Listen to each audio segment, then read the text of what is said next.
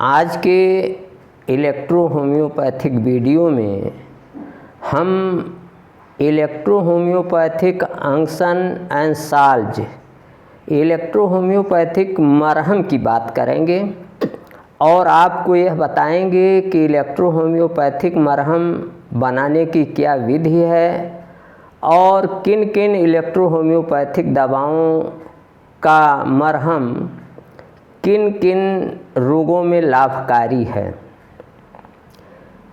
आज का ये जो वीडियो अंक्शन और साल्ज का है, ये चूँकि बहुत लंबा है इसलिए इसको दो भागों में विभक्त करके आज हम पार्ट फर्स्ट की चर्चा कर रहे हैं। तो इस पार्ट फर्स्ट में हम सबसे पहले ये देखते हैं कि इलेक्ट्रो होम्योपैथिक अंक्शन और साल्ज और मरहम ये कैसे बनाया जाता है। तो इसके लिए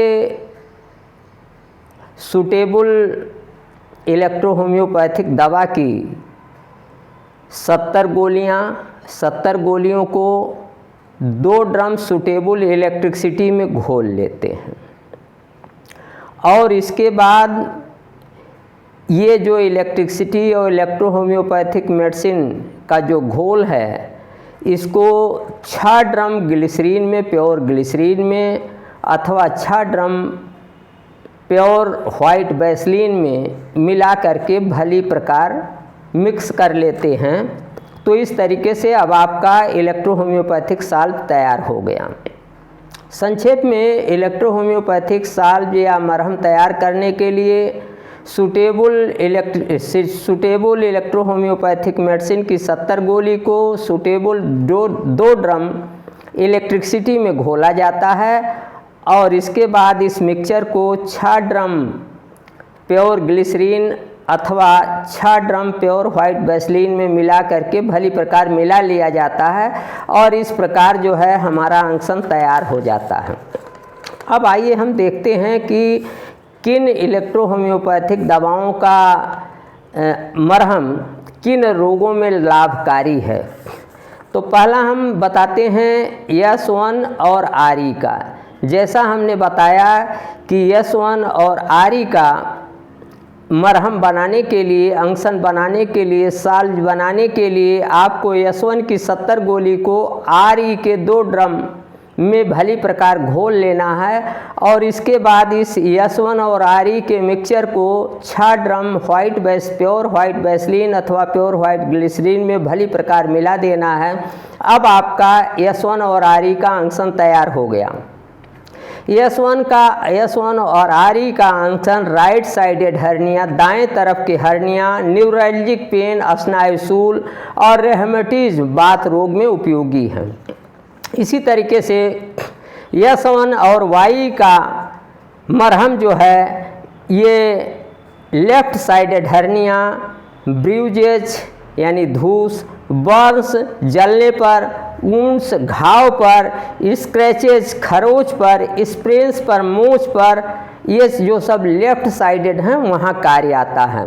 इसी तरीके से यस3 और डब्ल्यूई का अंक्शन ये जो है ब्रूजेज पर, धूस पर, बर्न्स पर, जलन पर, वुंड्स पर, घावों पर, स्क्रैचेज खरोच पर, हर्निया ये किसी भी साइड का हो, यस3 और डब्ल्यूई का जो अंक्शन ये किसी साइड का बर्न हो, ब्रूज हो, वुंड्स हो, स्क्रैच हो, हर्निया हो, किसी साइड का हो तो वहाँ इस अंक्शन का, इस मरहम का आप प्रयोग कर सकते हैं। इसी तरीके से यस3 और आरी का मरहम जो है ये बर्न्स पर, हर्पीज पर, एक्जिमा पर, रिंगवर्म पर, दाद पर, फिशर्स पर, अल्सर्स पर, रेहमेटिज इत्यादि में यह प्रयोग किया जाता है, ये दाएं तरफ। इसी तरीके से यस3 और वाई का अंक्शन ये बाएं तरफ के burn, herpes, eczema, ringworm, fissures, ulcer, rheumatism आदि पर प्रयोग किया जाता है। इसी तरीके से यस6 और डब्ल्यूई या C6 और WE का अंक्शन किडनी, गुर्दे और ब्लैडर, मूत्राशय के रोगों में प्रयोग किया जाता है।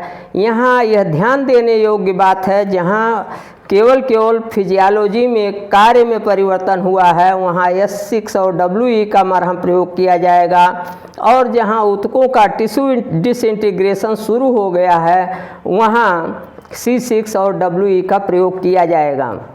इसी तरीके से S10, WE और AP का अंशन यकीन मुहासों में, पिंपल्स में, ब्लाचेज में, फ्रैंकिल्स में, इसी तरीके से ये श्योर शॉर्ट रेमेडी है प्रिवेंटिव और क्यूरेटिव रिंकल्स के लिए, अर्थात आपके त्वचा पर, आपके चेहरे पर झुर्रियाँ ना पड़े, इसके रोकथाम के लिए S10 और WE और APP का अंशन आप प्रयोग कर सकते हैं। और ऑलरेडी अगर झुर्रियाँ पड़ गई हैं तो उन्हें दूर करने के लिए भी आप S10, WE और APP का अंशन इस्तेमाल कर सकते हैं।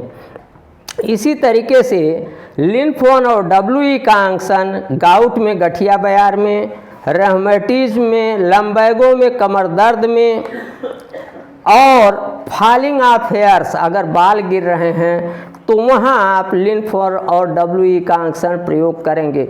इस तरीके से आंतरिक दवाओं, इलेक्ट्रोहोम्योपैथिक दवाओं के सेवन के साथ ही साथ बाह्य रूप से इलेक्ट्रोहोम्योपैथिक दवाओं के अंशन का प्रयोग बहुत ही लाभदायक है। मैं अपने YouTube चैनल डॉक्टर प्रेम नारायण पर होम्योपैथिक और इलेक्ट्रोहोम्योपैथिक वीडियो अल्टरनेट क्रम में डालता हूं, जो बहुत ही ज्ञानवर्धक हैं। और आपने अगर अभी तक मेरा YouTube चैनल सब्सक्राइब नहीं किया है तो आप आज ही सब्सक्राइब कर लें। इस अंशन और साल्व के पार्ट फर्स्ट में बस आज इतना ही।